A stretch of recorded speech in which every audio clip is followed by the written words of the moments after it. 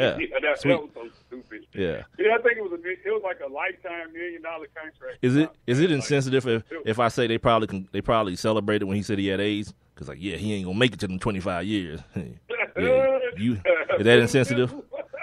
I didn't actually say it. I asked the question, so you can't blame me for being insensitive. I actually asked the question if it would be. Hey, that might be Magic's purpose. That might be what kept him going. He's like, well, if I can just make every year, I can make it. Shoot, like I can get $1 million every year. Magic got $1 million in his pocket right now. Probably he ain't studying no little $1 million no more. But I'm just saying. But he could get $1 million for free. Like, yeah. Magic probably that's probably cookie money. You know what I mean? That's cookie shopping money. Like, yeah, go out to the mailbox, broad. Your money out there. Don't bother me for jack. Your money in the mailbox. It says Los Angeles Lakers on the envelope.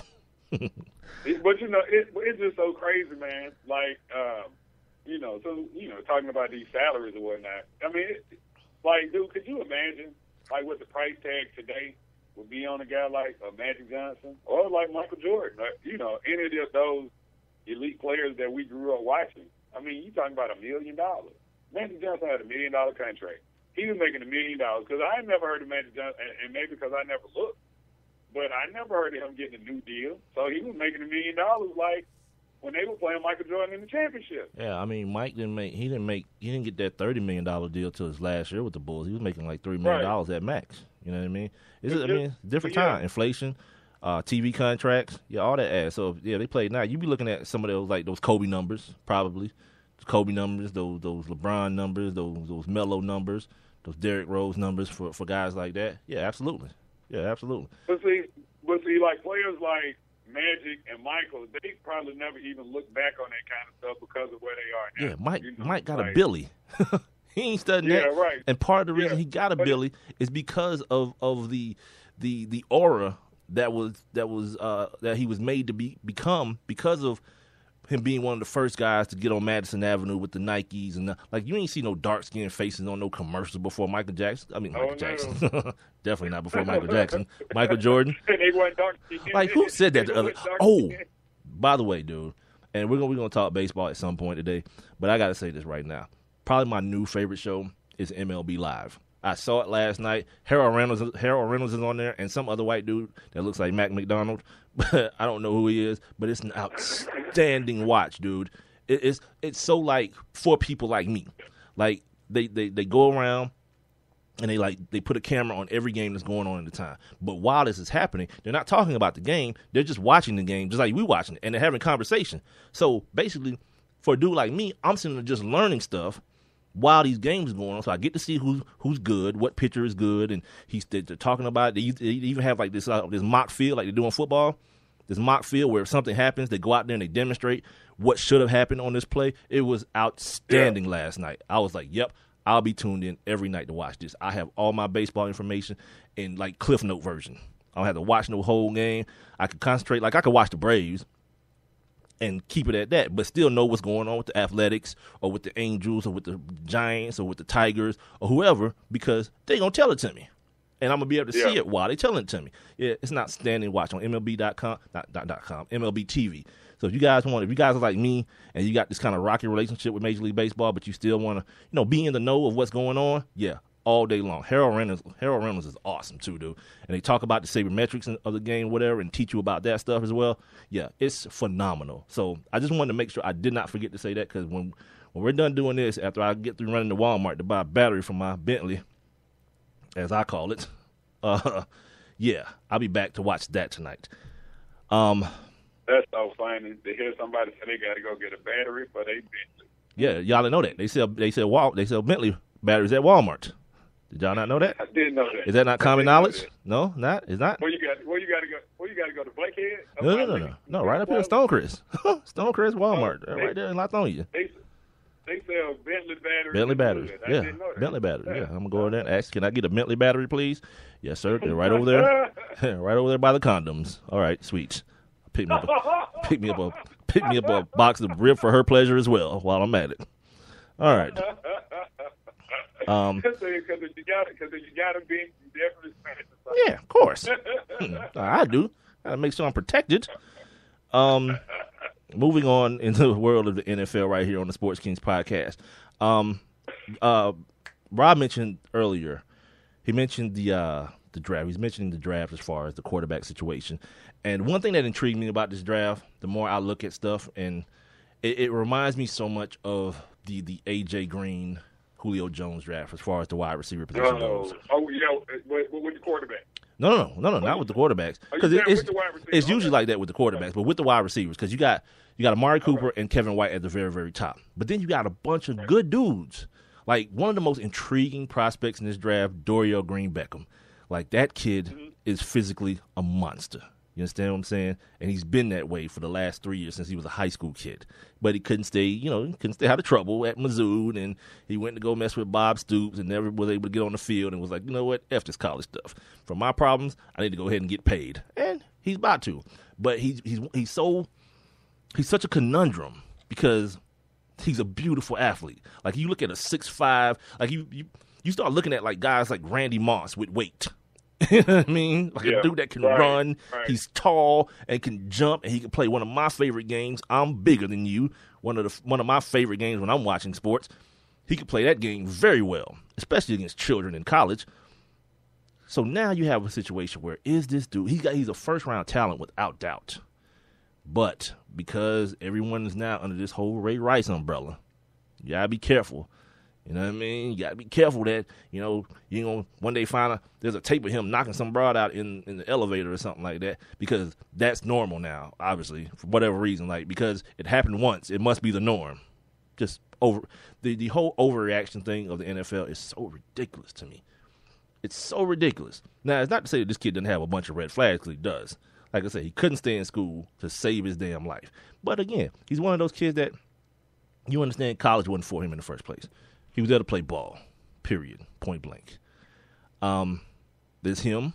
There's this kid named, what's his name, Funches, the kid from Michigan. Huge kid that a lot of people, I've even seen mock drafts with that kid coming right here to Atlanta to play for the Atlanta Falcons as a tight end, because he's a huge human being. Now, I'm not saying huge like tall. He's huge. But he plays wide receiver in college. So a lot of people feel like we can put 10 pounds on this kid and create Jimmy Graham immediately, or Vern Davis immediately, a kid that can run, get down the seam, but he ain't going to really help you out in the run game, blocking-wise. And a lot of teams are willing to give that up for a Jimmy Graham-type player. There's the kid from Louisville. He's there. There's the Dorsett kid from Miami.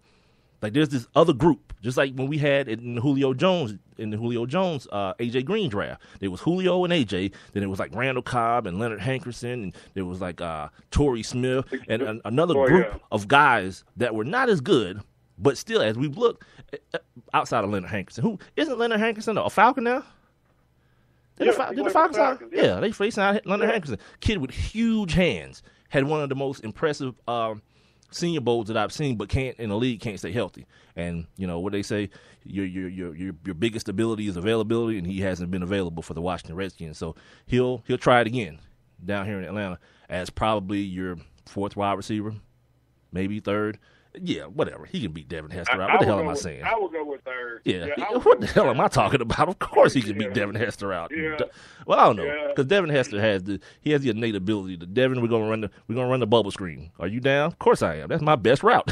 Yeah. So Devin, Devin's a lot faster than him. So as far as that's concerned, running the bubble screens and stuff like that, Devin probably has the edge. Like, Leonard Hankerson is a possession guy. Like I said, dude with his big body guy with big hands, like huge mitts on him. Right. He's just gonna be a good replacement for Harry. Hopefully, I mean, Harry Davis. We'll see. Some really good numbers for the Falcons. He's gonna have to make the team. But my point in all is, like, looking at this position, it's gonna be everyone has probably learned from that situation. Although no one will come out and publicly say what they mean, because anytime anyone, like I've said, the Julio thing was a big mistake from day one. Somehow people translate today, what? You don't think Julio tight? Of course he's tight. He's awesome. He's great. Right.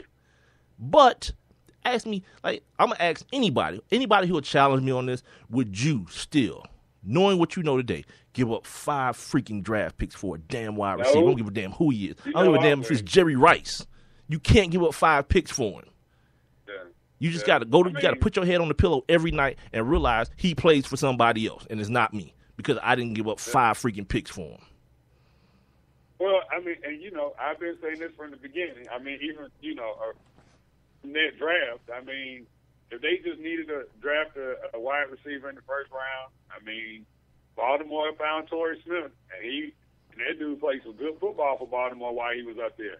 Yeah, a bit of a one-trick pony, but, whatever. You had Roddy here. Roddy White. So, whatever. But it's gonna be interesting to see because everyone's talking about Amari Cooper like he's ready to rock immediately. You plug and play that dude immediately. And if he ends up with the Raiders with that young quarterback, Derek Carr, yeah, you about to see some work get done, man, because they'll probably go running back at some point as well. They got matter of fact, they got the young kid. What is that kid's name? I forgot it the other week. Now I'm gonna forget it again. The dude, the one that was the third round. I mean, the third string. Last year? It came in and had the 90-yard run, and then had another long run and got hurt. Had to leave. Him. Yeah. So yeah, they got a nice little. Well, maybe have a nice little young running back, young quarterback. Young receiver. They just signed Michael Crabtree yesterday alongside James Jones, two very experienced and productive wide receivers. They have a gang of running backs. They have George Atkins III, Roy Helou, Latavius Murray, who's the dude you're talking about, right? Hello, yes, yeah. Murray. Then they have how you say this? James Olawa. What? There's 2 dudes named James, and they both going to be in the NFL? But it's Jamiz, so it's Jamie.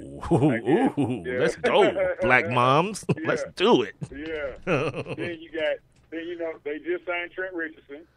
And I forgot about that. Then they have Corey Sheep. Yeah, so they have like 7 running backs right now. So scratch what I said. They probably won't go running back. I forgot about the Trent Richardson thing and this kid Murray. And Roy Helou. Hello. Yeah. Huh. Roy Helou's a pretty good third down back. No doubt about it. He's a guy who can block. He can catch the ball at the backfield, and he runs with a lot of power. So yeah, this Raiders team is going to turn the corner, man, under Al Davis's son. And what's the guy's name that came from Green Bay? The black dude. Now I can't think of his name. McKenzie. Yeah. McKenzie. Yeah. They're gonna turn this corner here in a minute because they got a nice little experience. I call them experienced defense. They're gonna add some pieces to go along with Khalil Mack and make it have a nice mixture of young and experience. Like, watch out for this Raiders situation. In the years to come, if Phillip Rivers moves on, Alex Smith is gonna continue to be a bum. Whatever. I don't care what nobody said.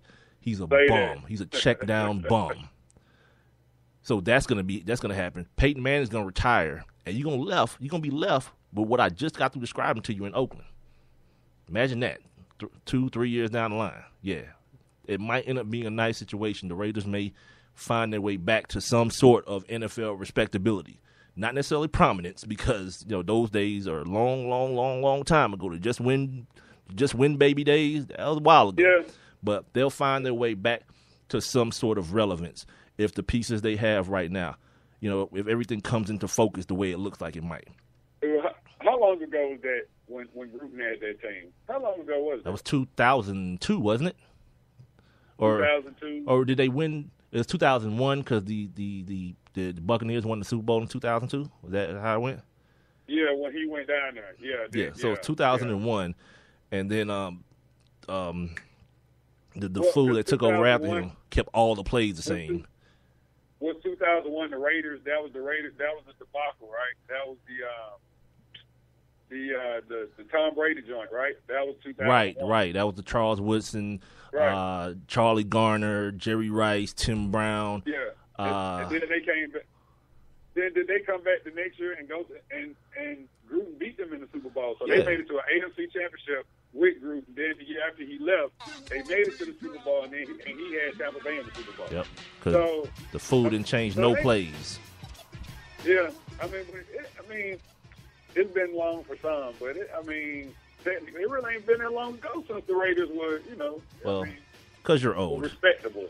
This has been hour number 1 of the Sports Kings podcast, being brought to you via Spreaker.com. Don't forget, you guys can catch us online on our social media entities at Sports Kings Live. That's Twitter, Instagram, and Facebook. You can also reach us on the email, sportskingslive@gmail.com. That's going to do it for hour number 1, and we'll be back in a minute with hour number